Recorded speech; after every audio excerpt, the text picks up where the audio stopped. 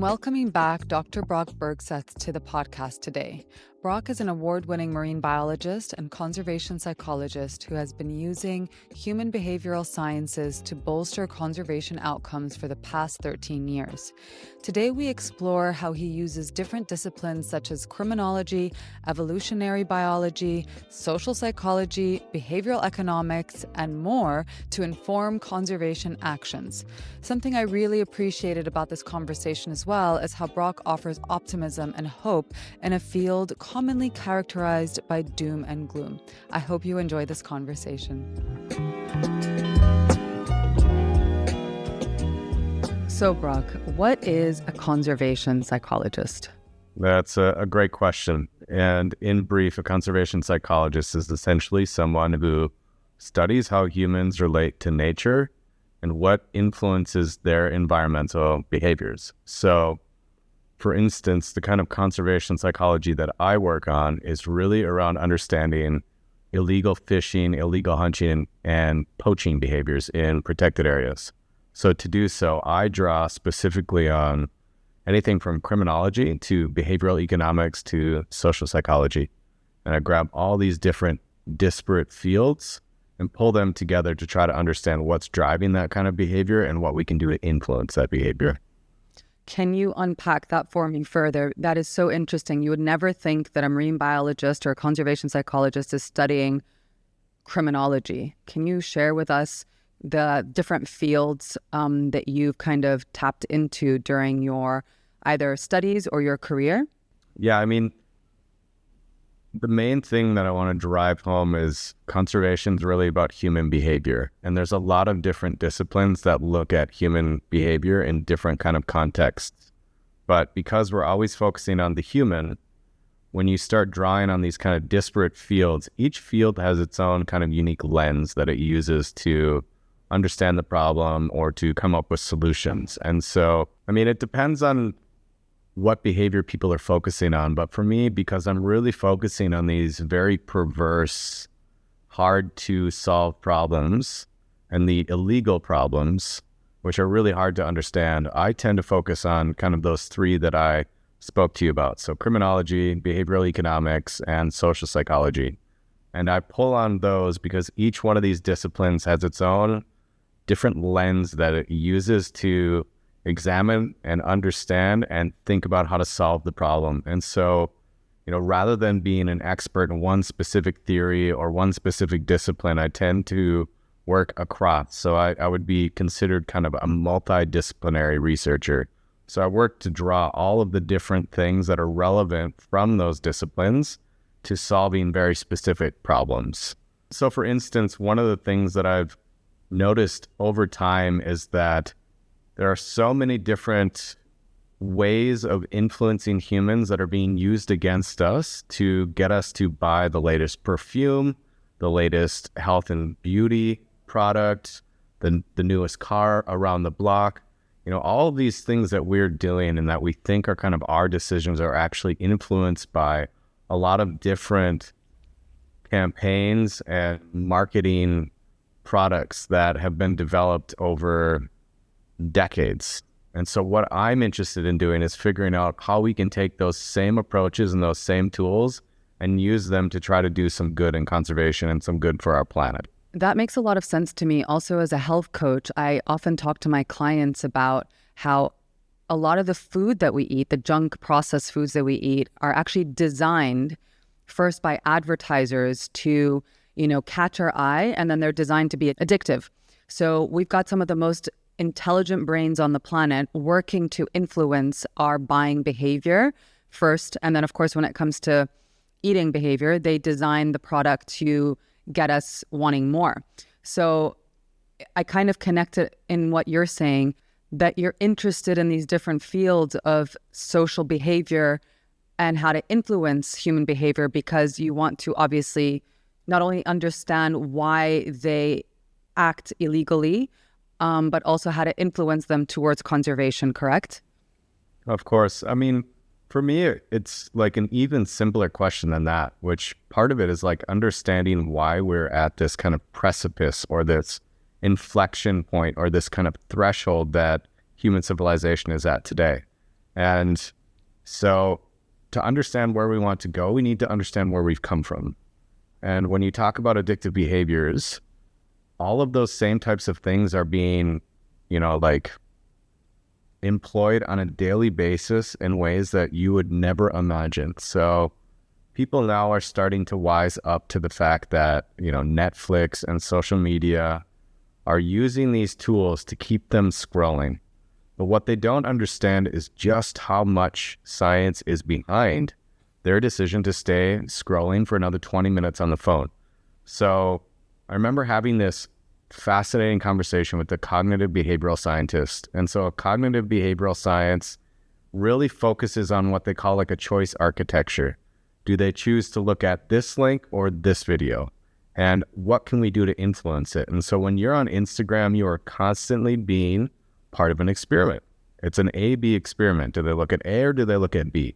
How can we convince them to look at B for 20 seconds longer than A? All these things are happening all the time. Like subconsciously, we are being influenced by everything around us. Our brains, on average, are only registering consciously about 10% of the information that we are taking in around us. So 90% of that's going in this subconscious track, if you will.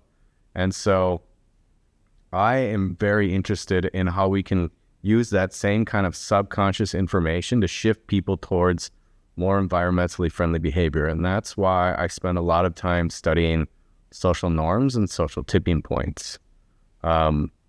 Briefly, social norms are essentially the informal and the formal rules that moderate our behavior in a society.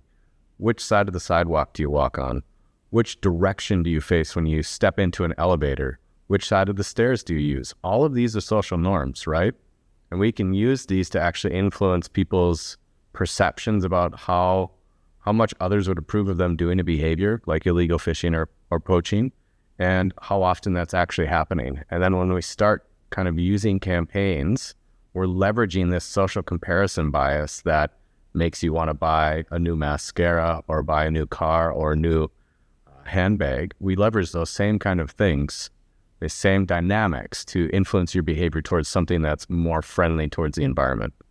So the classic kind of experiments, especially in an environmental context, that have really looked at social norms before is recycling. And so in these early experiments, they were able to influence the setting that an individual was exposed to. So they had kind of two setups. One where the street was perfectly clean and there was a waste bin. And then they had another where the street was full of rubbish and a waste bin. And they looked at what people did.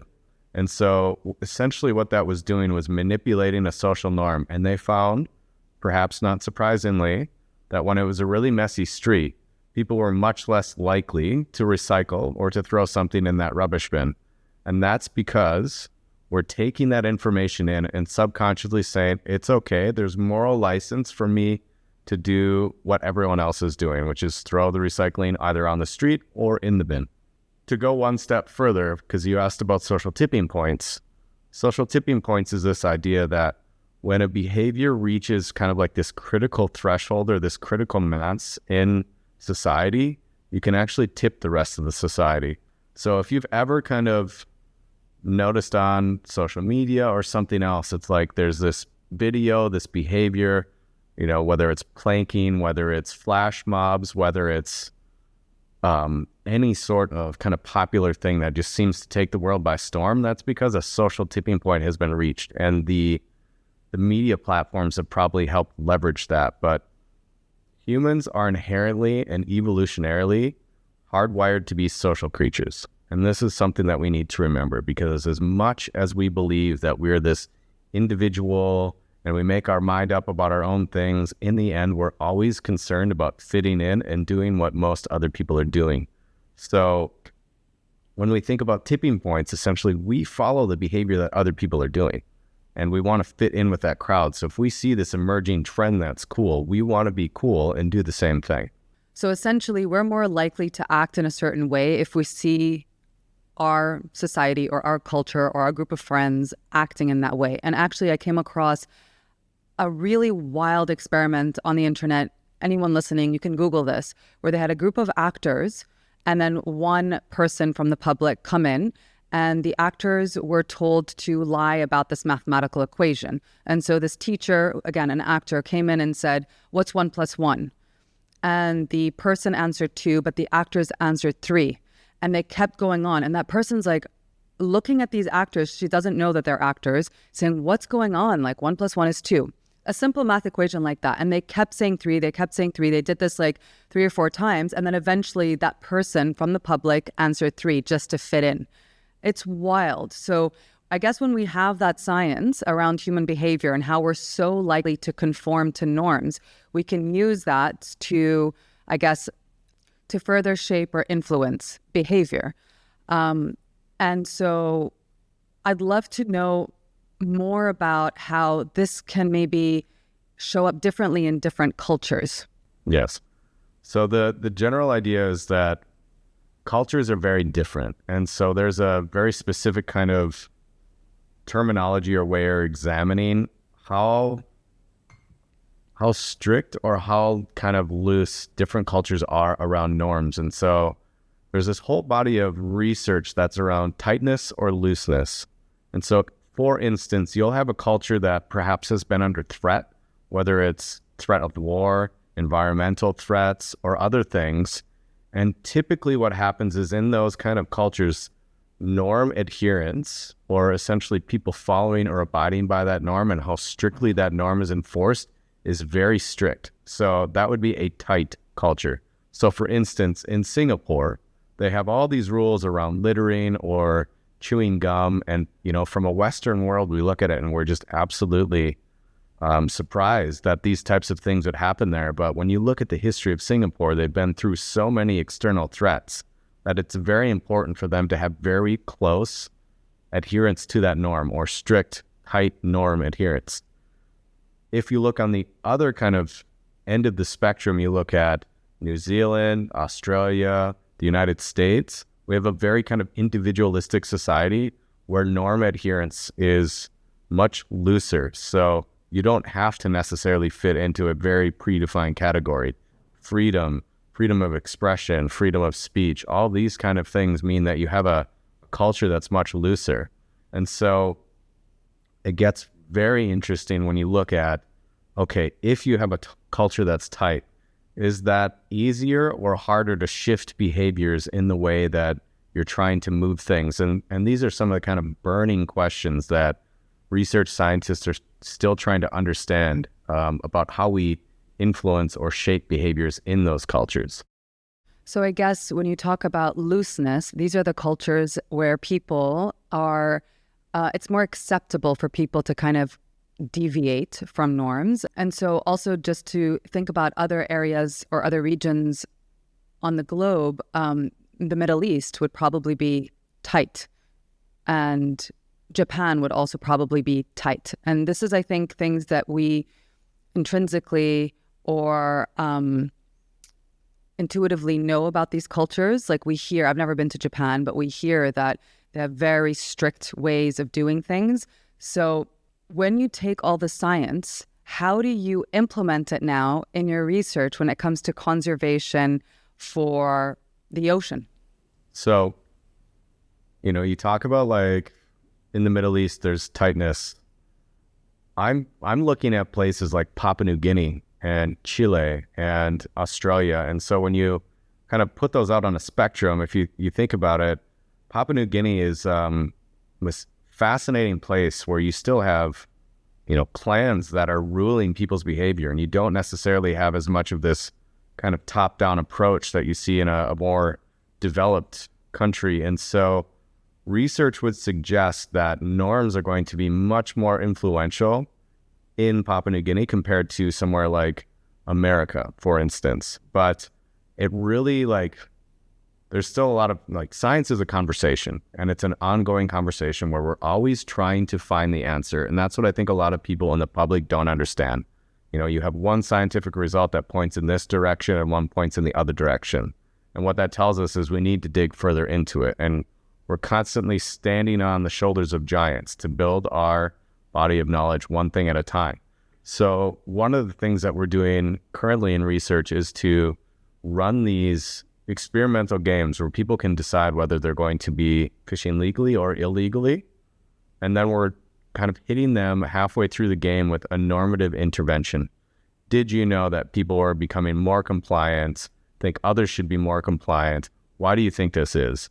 And what that does is it allows us to look at a simulated intervention that a management agency or an NGO, like a non-governmental organization, would be using to try to increase compliance in a specific area. We're using that same kind of concept to see causally, how does that shift people's behavior in a game? And then we're trying to understand whether that is linking up to real world behavior.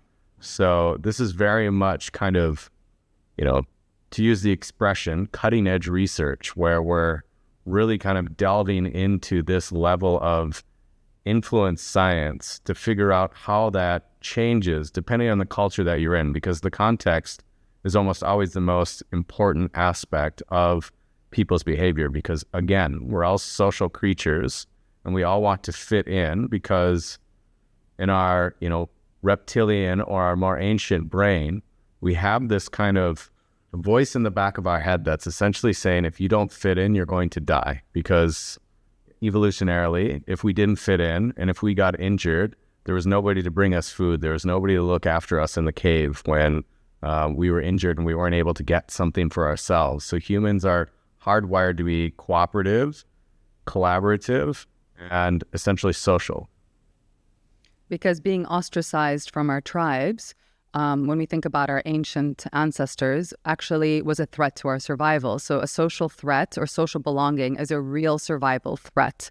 I speak about this a lot with my clients, and this is why we don't like to feel embarrassed or judged or not liked or not good enough, because it all triggers that kind of amygdala response from the ancient part of the brain that says, oh, I might be ostracized and I might not belong anymore, and that's a real threat to my survival. So that's a really nice way to tie it together for everybody listening as to why we act the way that we do. Just to quickly interrupt, to tie it all together, that's also the explanation as to why that individual in the experiment of 1 + 1 = 3 eventually said, okay, 1 + 1 = 3. They know that it's wrong, but everyone else is saying something different. And so you have two choices. Either you can stand on principle and be the odd man out, or you can decide to change your, essentially answer about what is true to fit in with the group. And that you see happening in every aspect of our life, whether it's about politics and voting, or whether it's around illegal behaviors in the environment. All of these same things come down to evolutionary hardwiring, whether or not somebody is leveraging your hardwiring to get you to do something that you don't necessarily want to do or wouldn't do in another setting, and how we kind of understand that and take control of that to try to improve the health of our planet. So essentially what you're saying, Brock, is we're all a bunch of sheep in some way or another. I mean, I don't want to believe that. I want to believe that there are individuals out there that will stand up for what's right. But I guess on some biological, evolutionary level, we are social creatures, and we will kind of follow the greater kind of agenda, it sounds like. Would you agree with that? Is there any hope? Is this why we're at this inflection point where our planet is in crisis? Absolutely. Yeah, we're all social creatures. Whether you're a sheep, I think, has more to do with whether or not you're informed or whether you're blindly following. So if you're a sheep, who are you going to follow? Are you going to follow Greta Thunberg, or are you going to follow one of the Kardashians that's talking about, whatever's important in the Kardashian universe? So yes, in some way, we're all social creatures, but it's what we do with that social connection that matters. And so whether you decide to follow a Greta Thunberg or you decide to follow a Donald Trump, it's totally up to you. But, the reason why we're at this kind of inflection point, or this very crucial point in our planet's history, is because not only are we social creatures, but also because people have been using influence science against us to sell us growth and capital kind of models of ways of being by leveraging this idea that we are in lack, right? So I'm sure you talk about this a lot with your clients, the mindset of scarcity, but they sell us things because they're convincing us that we are not good enough the way that we are. And what's really going on here is that we have removed ourselves from nature so much to the point that we are in lack. We're in lack of nature, right? Because when you go out in nature, you're getting all these feel-good hormones. You're even, when you walk in a forest, not only are you getting like terpenes in your respiratory system that reduce your blood pressure, you're actually being exposed to the microbiome. You're inhaling bacteria.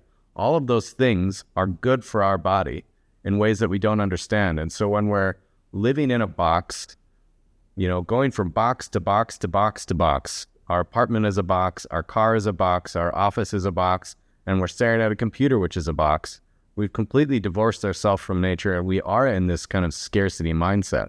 But when we plug back into like the simple pleasures of life, which is the idea that we can go outside, that we are not only part of nature, but we actually are nature. Once we start kind of reprogramming our mind, we're much less likely to be concerned about what the latest influencer is doing on Instagram or the latest thing that we need to buy to make up for that lack. And so in many ways, that's what conservation psychology boils down to. Understanding how you or I view nature, how we interact with nature, and then shift it to make a more healthy planet, both for the planet itself and for ourselves.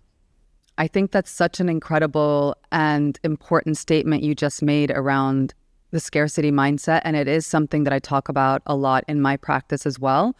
And basically, just to tie it together, because of the scarcity mindset, we're extracting so much from the planet to provide for those needs. Because when we are consuming, when we're consumers, because we don't feel good enough, so we're buying the latest product, whatever that product is, we are extracting and throwing away and extracting. And so what happens is then the mother nature is now in this crisis. And so how can we get people to care more about this? How can we shift the mindset? How can we start to leverage some of the science to, get people to not be so apathetic, or to maybe influence a more protective and conservative behavior around first their buying behavior and around nature? Many different answers that I could come up with there. The first thing that I really want to focus on is, I guess, a bit more like around psychology. So, and I'm sure you probably tell your clients this as well, but if people are suffering from apathy or depression or anxiety, one of the most commonly kind of cited ways of lifting yourself out of that is to find something to be of service, and to be of service to others. Because when we're of service to others, the kind of magnifying glass is no longer on ourselves, but it's on what we can do and kind of what utility we can provide to others around us, which gives us all of these, whether it's oxytocin or dopamine or serotonin kind of bumps when we're working for other people. So I think one way for me to do it is just being in service to the planet, whether that means that I'm going out and watering a tree, watering a plant, taking care of an injured animal, or even if it's doing the kind of science work that I'm doing. All of this is kind of in service to a higher power or towards Mother Nature. And in that way, I can kind of remove myself from the doom and gloom narrative that oftentimes can happen when you're working like on these front lines. Now you ask like, what else can we do to kind of get people engaged? I think we're kind of at this very interesting point in human society where people are probably learning more about the planet through a David Attenborough documentary than they are through direct experience. And so for me, that direct experience is probably the most important part of my upbringing that led me to be where I am today. So not only was I brought up hunting and fishing, but I was also brought up doing habitat management for those same animals. And in that way, I really had a hard time kind of disentangling conservation work from that hunting or that extraction lifestyle.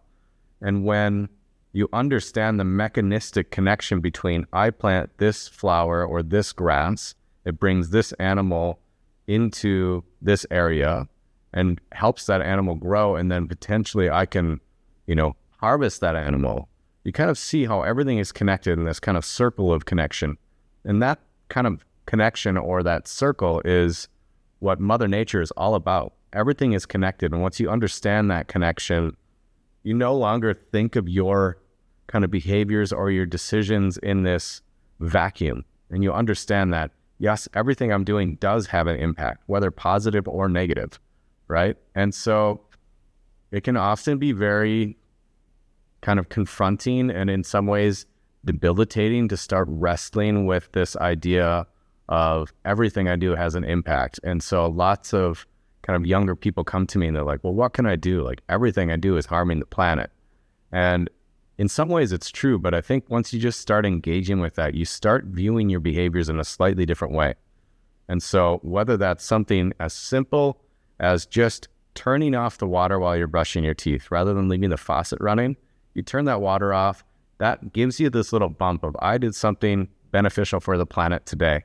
And what that can lead to is something that we call spillover in the kind of social psychology, which means if you decide that you're going to recycle that can, if you decide that you're going to turn the light off when you leave the room, or you maybe turn the water off when you're brushing your teeth, all of those tiny little things can actually build towards a point where suddenly you're doing so much more for the environment than you ever would have in the first place. So when you come back to that question of what can we do, small incremental changes can lead to very big changes over time. And for people that think that change is this thing that we never do, we are changing every day. It's just we're not aware of the fact that we're changing every day. And so, to pull things from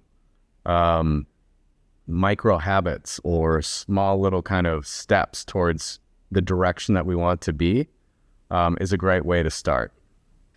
There's so much in what you just said that I'd love to unpack a little bit, just because there's an overlap between what you're sharing and what I also share in my practice, in the sense like small, tiny steps make a difference. Small, tiny changes make a difference over time. And it's the same thing when I talk to my clients about building a new healthy lifestyle. Take it slow and steady, and it's that consistency that makes a difference. But also when you talked about dopamine and being of service to others, that is such an important statement that I'd love to reiterate, because there's science around this. The biggest speakers, the biggest gurus, the happiness scientists around the world, whether it's Eastern cultures like someone like the Dalai Lama, or it's from Western cultures, they're saying when they're doing any work around joy and happiness, they're talking about how being of service to others, whether it's other humans or it's a greater cause, brings you joy.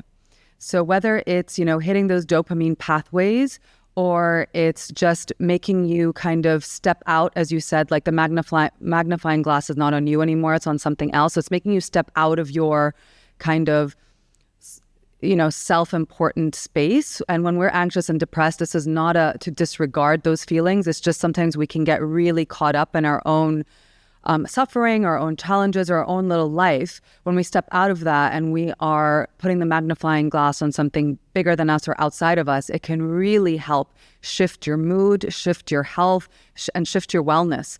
So it's beautiful how that ties into also the work that I do. And then you also spoke about how spending time in nature essentially can help us value it. And when we value something, we protect it.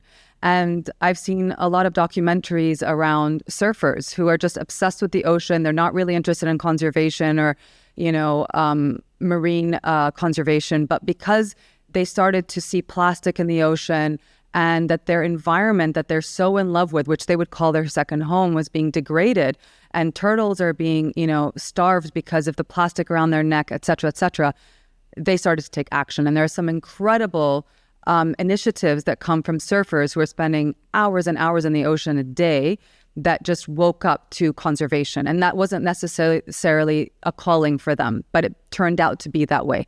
But I'd like to speak to the people who maybe don't have forests or don't have, the Australian outback in their backyard, or they don't have the Hawaiian ocean breaks in their backyard. I want to speak to the people who maybe are living in the Middle East or in the desert, and how they can experience nature. And there's two things I share with my clients, because I also believe that nature is an intervention for wellness.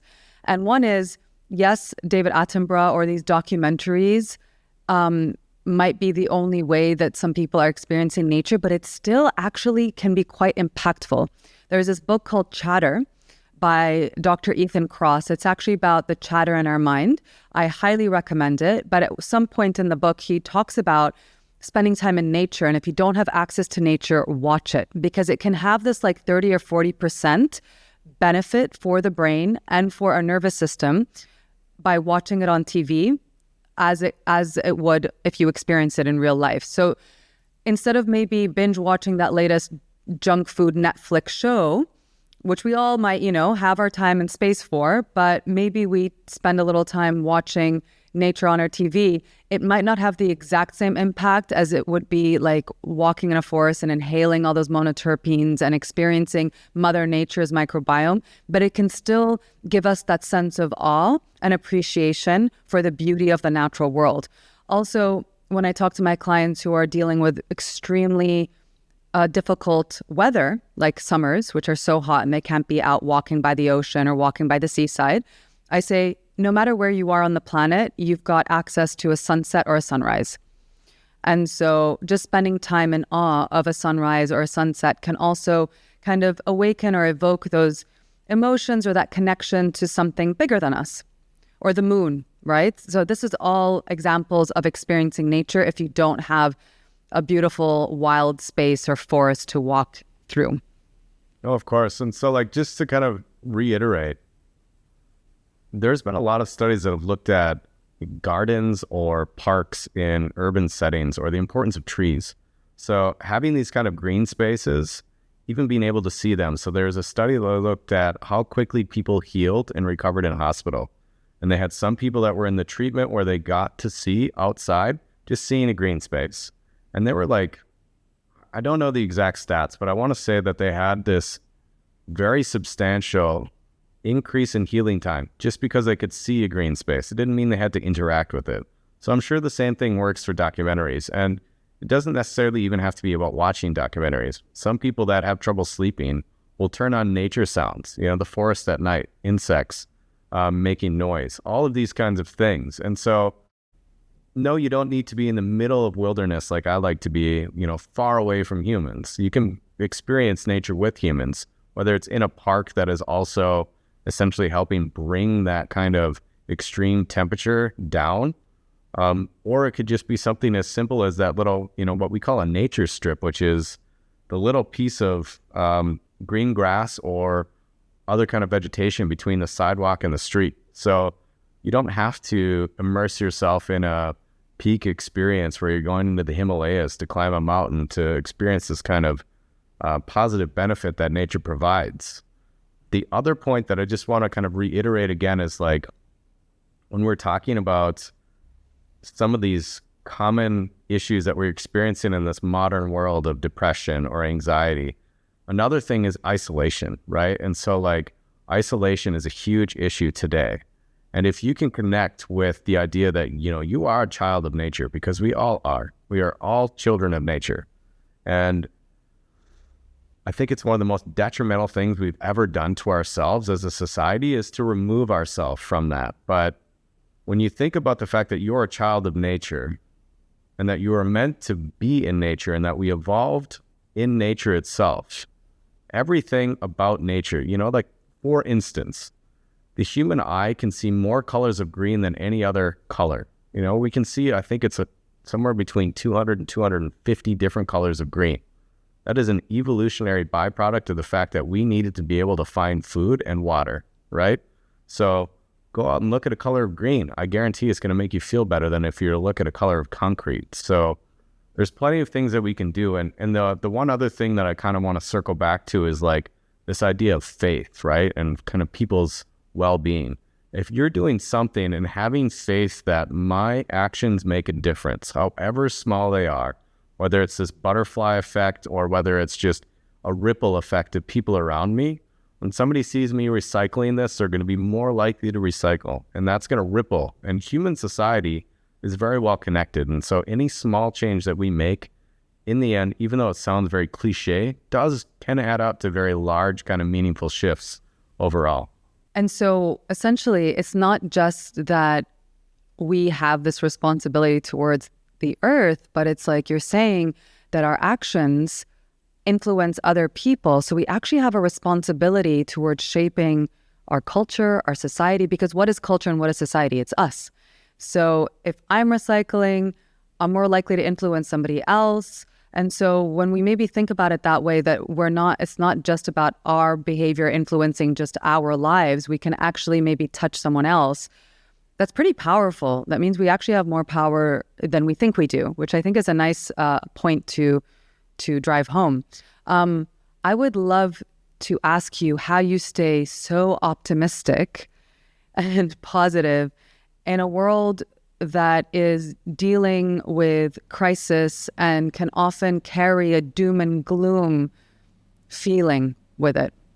The first thing that I would say that I kind of use is to remember that there is a negativity bias not only programmed into our brains, so our brains are evolutionarily hardwired to want more, right? And that's why the human species has proliferated so quickly on such a hostile planet in many ways, right? We want more, and so we're always looking for the next thing.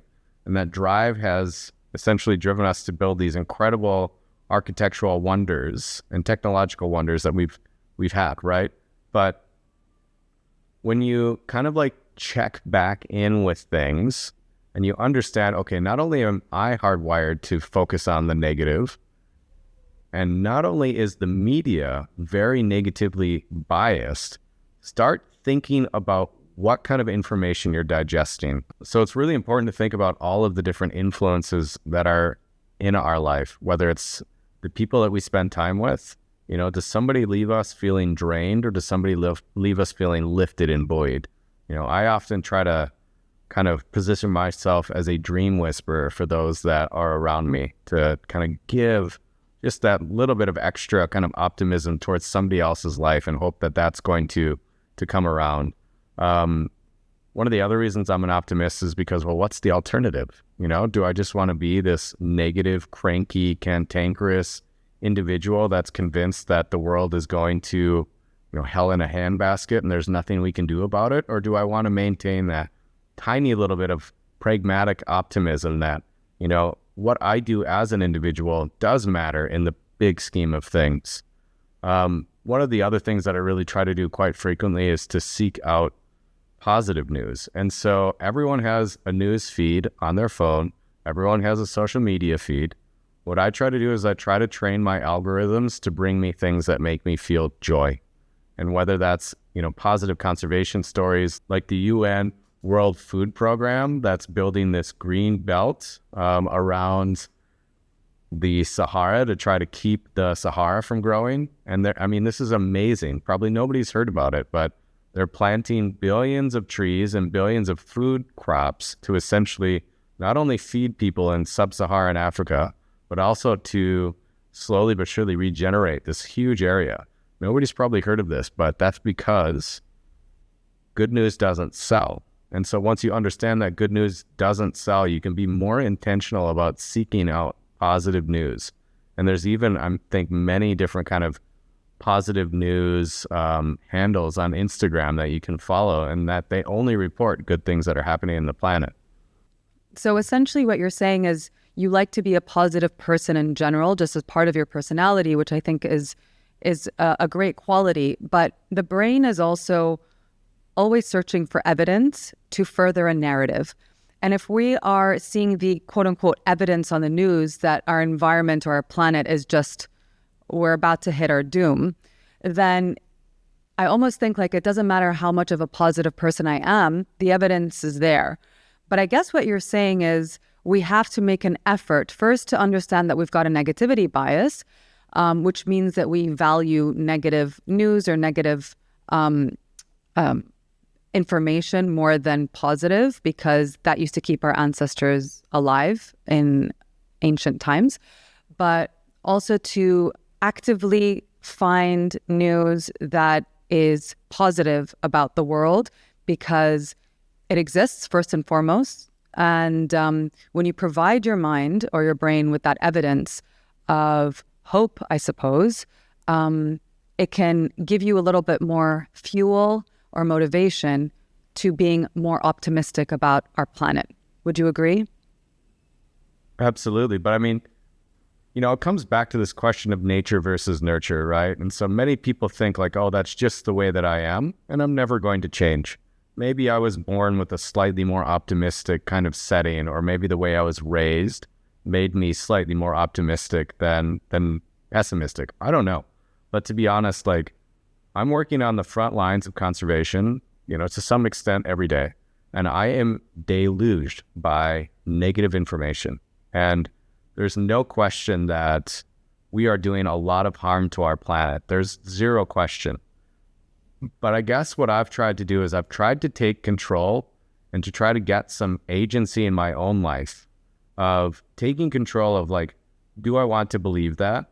Do I believe that it's true? And do I believe that there's nothing that can be done about it? And so do I believe that we are essentially in the 6th mass extinction event that is driven by humans? Yes. I also know that natural scientists until recently, were very much trained only to describe trends and describe what they're seeing rather than advocating for change. And so, like, these standout scientists like Jane Goodall or Sylvia Earle, or, kind of name any of these kind of big people that are out there calling for change, they're the exception rather than the rule. And so when you understand that scientists were trained in that way, and only recently have we kind of, in the scientific community, started grappling with what is our role as a scientist and what is our kind of way that we're, bringing our science to the public, and how much do we feel like that's part of our job? That's an individual kind of answer. But the long and short of it is that I believe that the human species is incredibly resilient. I believe that we are able to respond to crisis in a way that no other species is. And so when we start thinking about, yes, things are dire, but what do we do when we're in a dire situation? Do we just give up hope and, like, say, well, it's all, the future is written and there's nothing that we can do about it? Or do we go out and kind of roll our sleeves up and get into the work that we want to do? So even if things don't end up the way that we want, we've still done some work there, right? Could you share some inspiring success stories from the field, from your experience? There are many success stories. When I talked about the UN World Food Program's Green Belt Initiative, that's a success story that is literally brewing as we experience the world today. And so in another 3 to 5 years, I am quite confident that we will be looking at that as a huge success story about how we planted billions of trees to provide food for people and to keep the desert from spreading.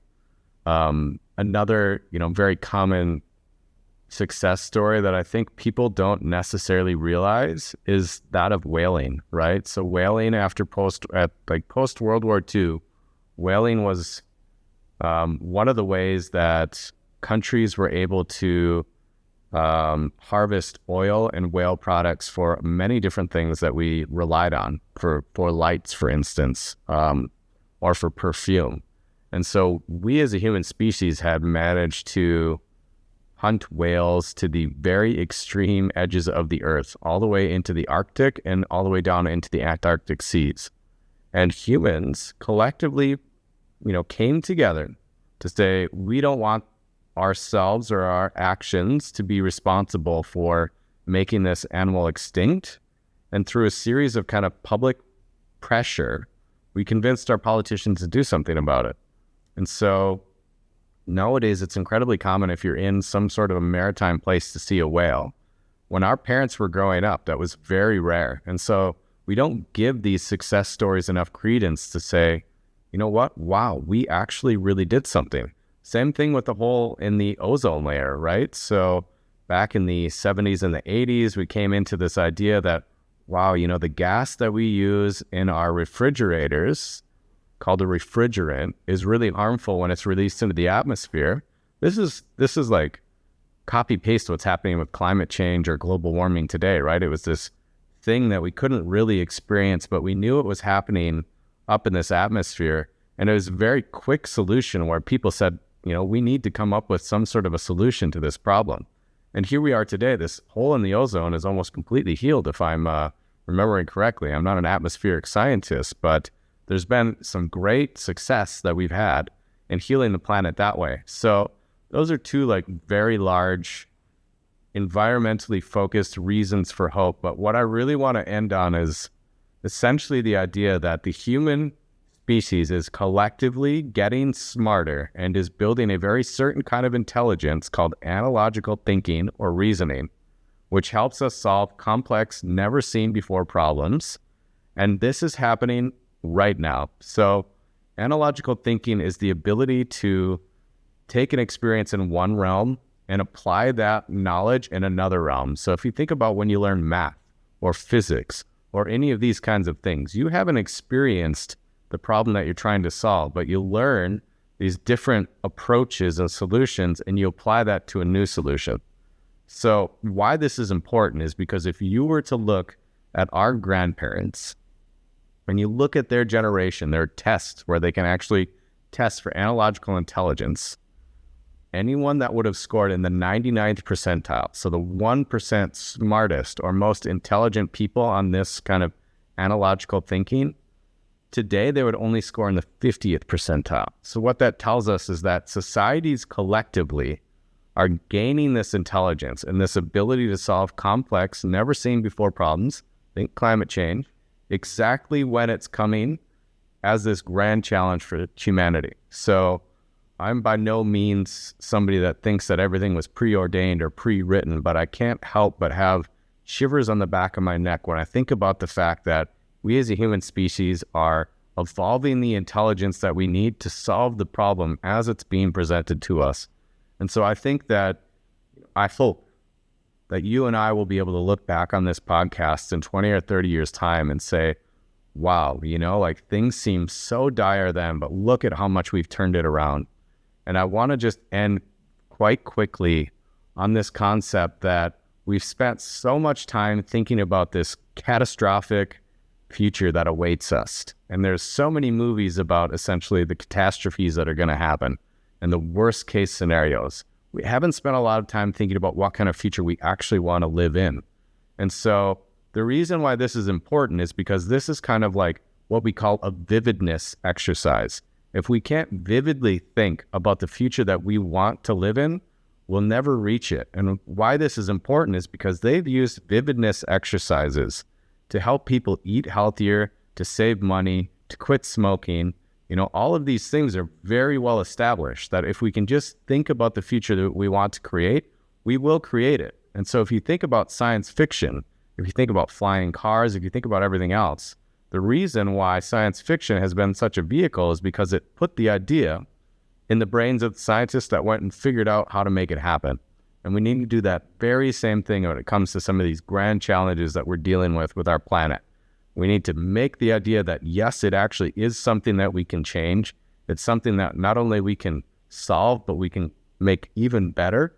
And once we start believing that collectively and individually, we're actually going to go out and make the change that we need to get to that future that is much more expansive and wholesome than we're currently kind of thinking about today. You gave us some incredible examples and the science behind a collective change. Like, for example, the ozone layer or preventing the Sahara Desert from expanding and further expanding desertification into Africa.